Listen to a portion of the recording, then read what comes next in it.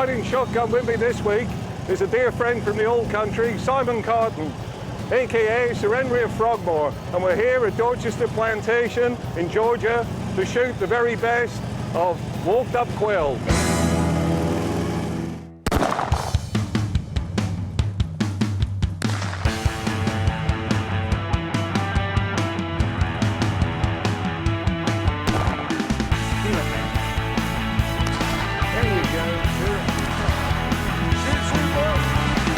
Birds up. Good shot. Good girl.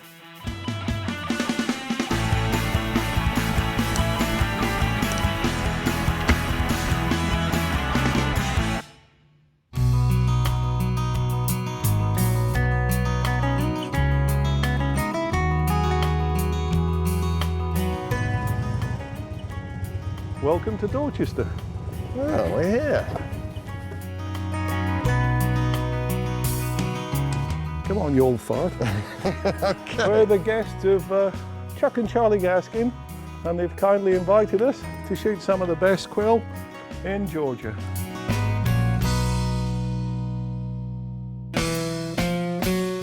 First thing, essential shooting kit.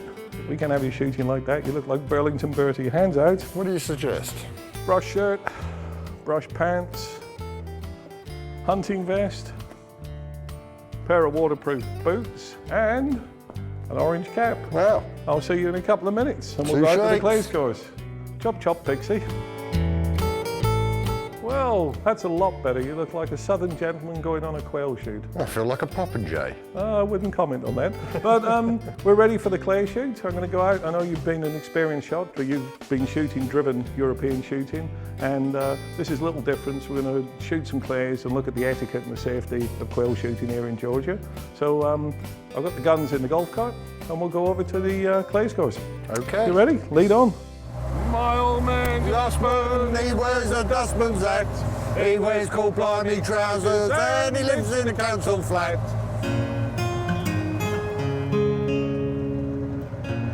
and here we are, a perfect simulation of a quail shot. Wow. Because Simon hadn't shot quail before, I wanted to do the safety and etiquette, and the safety consists of ranges of fire, how we turn round, and you know, we briefly touched on that. He's a safe shot anyways. The targets we were shooting down on the clay line, they were actual simulations of the quail that we would be shooting later on. So now what I'd like you to do is we're going to put a couple of shells in, have a couple of shots of me, and I'll see what we're doing. And Bull! Bull! open up. When the quail flush, you've got to use your feet. It's the deadliest move a bird shooter can make, and he wasn't using his feet. It's just a small step. Anywhere I move, the gun will move. So my big muscles move the gun with that step, and my muscles in my arms and hands lift the gun to my face. So they're pointing and directing the gun while my feet are moving it. So try the little step. Bull! Bull! Yeah, open. Very nicely executed. Now, one last little thing that you're doing that can cause us some problems in the field is that you've got a little seesaw or teeter-totter in your gun mount. He did specify that when we were out hunting quail, one of the main things you need to be able to do is have a very smooth and swift gun mount. What will happen is as you're lifting down, the bird's climbing, and then you'll come back to a bird that's actually dipping, thank you. You have to look to be able to come into a ready position, step into the line and shoot the bird in a split second. And if you're seesawing and rock and rolling the gun mount, you're going to take a second and it's going to be too late. What we've done is we've hung a little piece of string with a noose in at just the right height for your gun. We've put the gun in the noose, it's taut. If it goes slack, you'll find that you're seesawing the gun, and it will help you make that lovely bayonet movement of the upland bird shooter. And a couple of goes on your own, completing your mount, you'll see that it's helping you to avoid the seesaw. And it's looking better already. If you put a string up like this in your garage, done 50 mounts a day for a couple of months, your shooting and consistency would improve considerably. Simon's a very, very good shot, and he's good, but he doesn't shoot a lot of clay targets. So his clays are sporadic. He can have hot spots, and he can have some severely cold spots. Bull. And excellent. After the tuition, and he put a few things right that I was doing wrong, we got to shoot some clays, and I've got to say, it made a great difference, and I shot really well. There you go. Feeling confident? Yes, looking forward to it. So we're ready to go meet Kevin? Meet Kevin, and we'll go out and you can have your first sample of Georgia quail. You're a lucky man. Excellent. Let's go.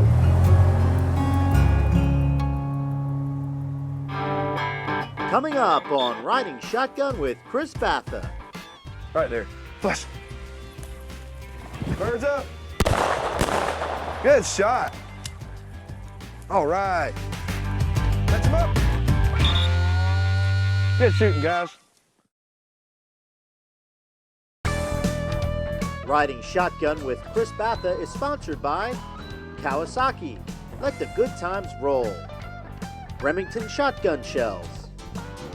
Budweiser, the king of beers. And White Flyer Targets.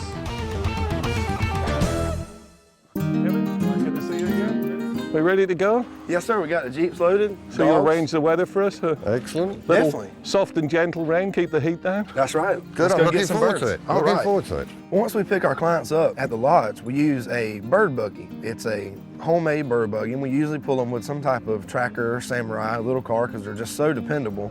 And we load up our guys, we have gun boxes, we load up our shells, all of our safety, our dogs, and everything we need for the hunt. There's more activity here than there is in Piccadilly Circus, and we're in the middle of nowhere. And we take them out through the hunting courses. And those bird buggies just work out perfectly for us here at Dorchester. This howling of the dog reminds me of you when you see a pint of Guinness, sir. Oh, pretty blonde lady. Oh, you howl a little louder then. Where we're going to hunt is one of the first areas that were established, and you'll see how attractive the live oaks with the Spanish moss and these great big pines. And quite honestly, the only purpose for this old plantation, maybe 5,500 acres of it, is quail habitat. That is the crop, and that is what's harvested here. It is now, and in the future will mature into probably one of the finest quail habitats in the southern states of America. This is going to be our first field, and you'll see it out at basal units, how those trees are opened up. Because I've had a long relation with Dorchester, Kevin, who was guiding us, has become a friend, and I've hunted with him several times. Consummate professional. We're going to start into the pheasant course. All right, we want to go over our safety stuff. What I want y'all to do is keep in mind, we're going to have the birds pointing here in the center of us. I want you to move up just a little bit past me. If you're on the left, your shooting lane will be from 12 to 9 and from 12 to 3 on the right. If a bird goes past you, you'll pick your gun up, swing outside of the guide, and then you can take that bird. Keep your guns on safety while your feet are moving. If we're not ready on the point, the bird gets up, just take your safety off and take that bird, okay? Carry box and a half for shells. First aid, carry a phone in my pocket. If something happens, call 911. Tell them that you're at Dorchester Shooting Preserve. Then call Chuck, Charlie, or Dee. Their phone numbers are in my phone, okay? First aid kit's in the back of the Jeep. We want to make sure we shoot birds head height or better. If we injure a dog, we pay the vet bill. If we kill one, it's $3,500, so keep that in mind. And I'll have to add that one of the dogs is Chuck's own personal dog, a field trial champion, valued at $25,000. Wow, really? Which one's that? Well, Kevin will tell you if you shoot it. Okay. So guys, if you want to go ahead and get your guns and go ahead and load up your shells and get everything you need, we'll be ready to go. Okay, thank you. Thank you, Kevin. That'll be your gun. Beautiful little Italian gun. Thank you. No excuses, it's never missed yet, so don't go giving it bad habits. That's pretty. Chris and I have known each other for a number of years now, so we know each other's sense of humour, we know each other's little niches, pitfalls and stuff, so when we're out together, we bite at each other, we have fun, we joke. Here's your cartridge. Well, that's kind, thank you. Hello.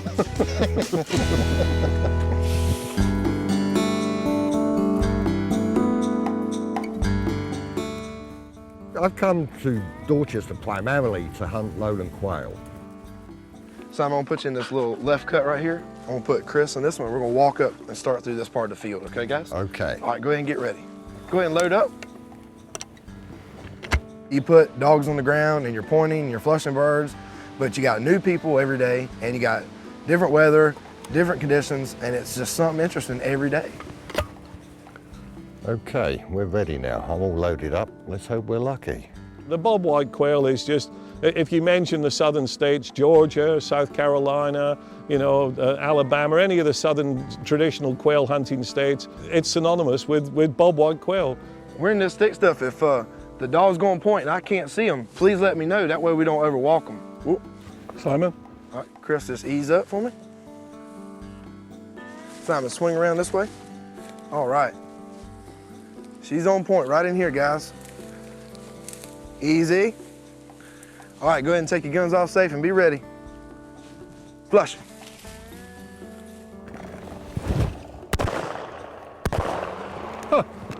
No, too low. Normally back home we don't actually walk through any sort of brushland or anything like that. We just stand on a line. Simon, keep level. Simon, keep straight line. Stay up here with us. All right. Simon, come up just a little bit more for me. There we go. Right there. Flush. Birds up. Good shot. All right. Fetch him up. Good shooting, guys. Bring it here, Dixie. Good girl. Fetch him up. All right. Good girl. Bring it here. Good girl. Out. All right. Good shot, Chris. He's probably headshot, my signature trademark. Coming up on Riding Shotgun with Chris Batha. Get him up, Fanny. There you go. Good shot.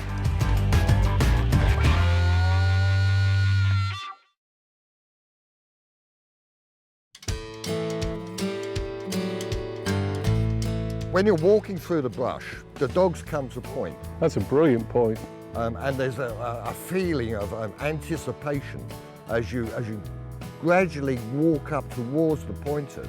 And then all of a sudden the flushing lab goes in and a covey of quail explode from a tusset of grass, almost like fireworks. It's enough to send the heart racing beyond belief. I got a point right here. Heel.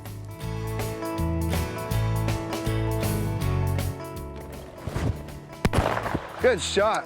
Be ready. Flush him up. Flush him up. Get him up, Dixie. Bird up.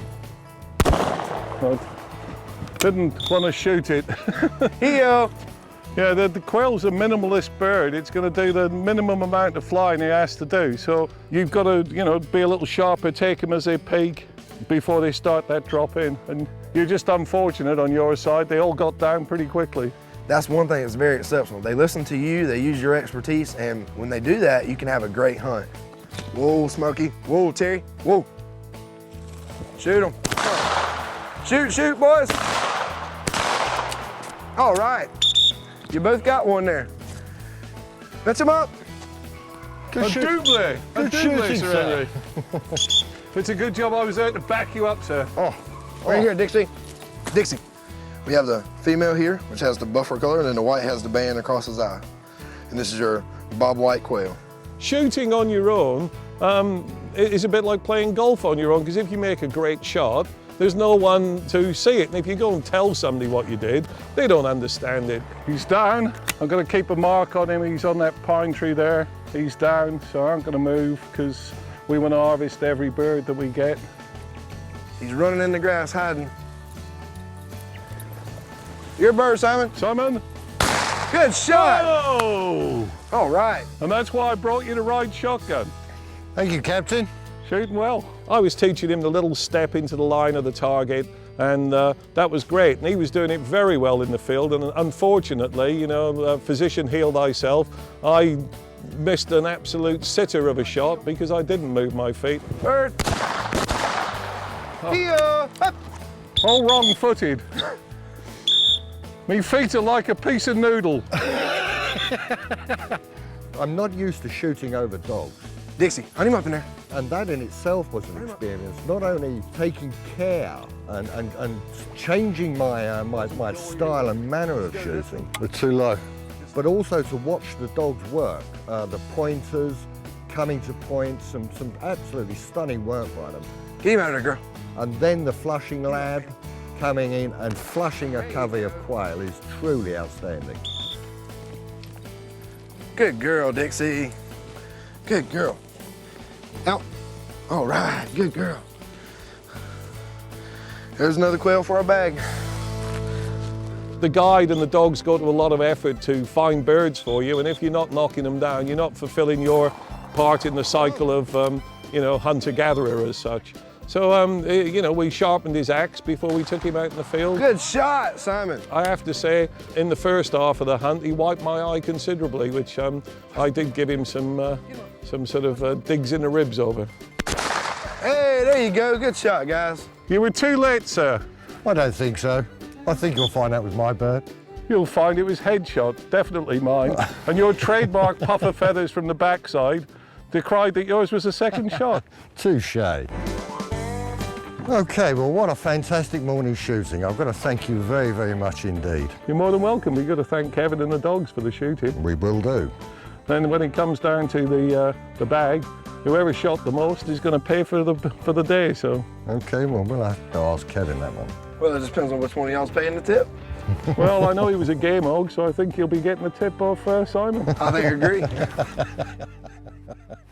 Coming up on Riding Shotgun with Chris Batha. Little butter just to saute the onion, crush the garlic, and then we're just going to put our quail in. The great thing I like about this is it's bomb-proof.